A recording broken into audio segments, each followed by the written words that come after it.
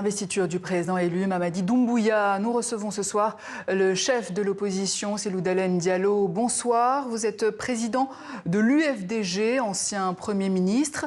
Voilà 3 ans que vous êtes en exil à Abidjan. Alors vous avez dit que la présidentielle du 28 décembre qui a permis l'élection de Mamadi Doumbouya n'est pas légitime. Qu'est-ce qui vous permet d'affirmer cela ?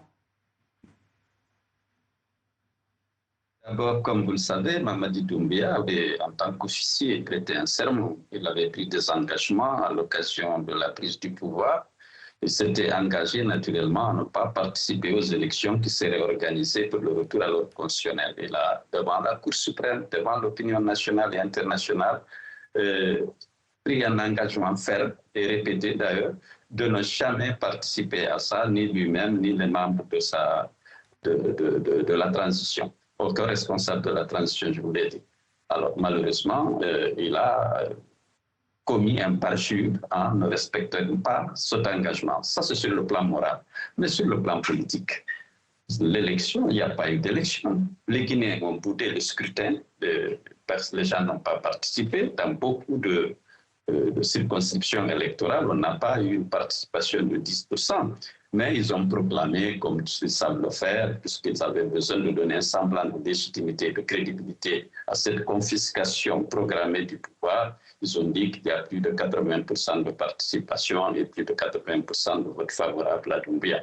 Donc nous ne pouvons pas cautionner ce autre coup d'État perpétré par le chef de la junte contre la souveraineté. Mais alors, Monsieur Dalein Diallo, pourquoi n'êtes-vous pas rentré en Guinée pour mettre la pression sur les autorités ? Écoutez, parce que je suis poursuivi en Guinée, il n'y a pas de justice en Guinée, vous le savez. Tous ceux qui contestent Doumbouya, qui contestent ses ambitions et ses velléités, vous savez où ils sont. Ils sont victimes de disparitions forcées et de morts dans des conditions non élucidées. Je voulais continuer la lutte que je mène pour l'avènement d'une société régie par les règles et les principes de la démocratie. Et en restant en Guinée, je serai au cimetière ou en tout cas en prison. Mais est-ce que ça veut dire que Monsieur Dalein Diallo, est-ce que ça veut dire que vous avez peur de rentrer aujourd'hui en Guinée et peur de vous faire arrêter ?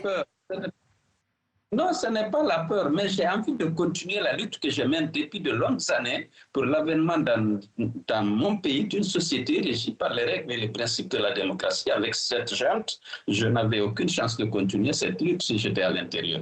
D'abord, ils ne tolèrent aucune contestation, ils ne tolèrent pas un coup de pouvoir. Mon parti est suffisamment fort et bien organisé que très tôt, ils ont montré qu'ils voulaient m'exclure du processus et me poursuivre. Et peut-être que si je n'étais pas à l'extérieur, je n'aurais pas pu être à votre émission pour continuer à dénoncer ce que je considère comme étant une mascarade électorale, comme un second coup d'État contre la Guinée. Mais en tout cas, aujourd'hui, le président élu Mamadi Doumbouya a tendu la main pour la mise en place d'un gouvernement. Comptez-vous la saisir, Monsieur Dalein Diallo, cette main tendue? Alors, parce que la main tendue, moi, je ne la vois pas. Alors, avec qui on parle? Il faut une confiance. Et la confiance qui lie Mamadi Doumbouya au peuple de Guinée a été détruite par lui-même. Elle a pris des engagements. Il n'a respecté aucun. Souvenez-vous du discours qu'il a décliné à l'occasion de la prise du pouvoir. Il avait dit naturellement qu'il allait veiller au respect des libertés publiques, à la protection des droits humains et un retour apaisé à l'ordre constitutionnel grâce à des élections libres, transparentes et inclusives auxquelles il ne serait pas candidat, ni lui ni ses collaborateurs. Il a inscrit ses engagements dans la charte de la transition. Il est venu jurer sur cette charte de la respecter, de la faire respecter. Malheureusement, dans la pratique, sa gouvernance a été marquée par la violation récurrente et massive des droits de l'homme et la restriction drastique des libertés publiques. Et il n'a respecté aucun engagement, aucune partie de son serment et aucune partie de la charte de la transition. Donc, avec qui dialoguer? Lorsqu'on n'a pas confiance à celui qui vous appelle au dialogue, comment voulez-vous dialoguer? Il faut lutter pour libérer le peuple de Guinée de cette dictature militaire.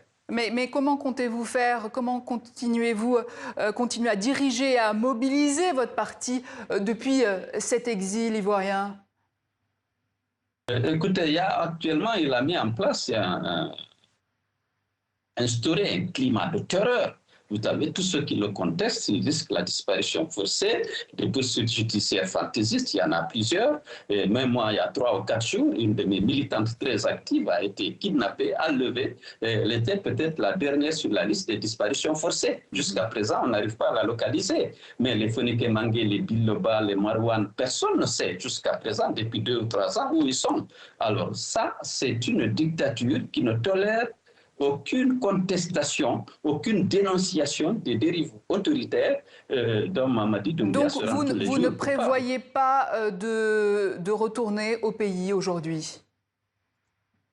Ce n'est pas la priorité. La priorité, c'est de lutter contre la dictature pour que les libertés publiques soient restaurées, que les droits de l'homme soient respectés et que les règles et les principes de la démocratie soient utilisés dans le choix des dirigeants du pays à tous les niveaux, au niveau local, au niveau législatif et au niveau de l'exécutif. Ce qui est loin d'être le cas aujourd'hui. Il y a une dictature qui s'impose par les armes et par la violence. Alors, Monsieur Dalein Diallo, si votre parti, l'UFDG, ne tient pas congrès d'ici le mois de mai prochain, il est menacé de dissolution. Que comptez-vous faire?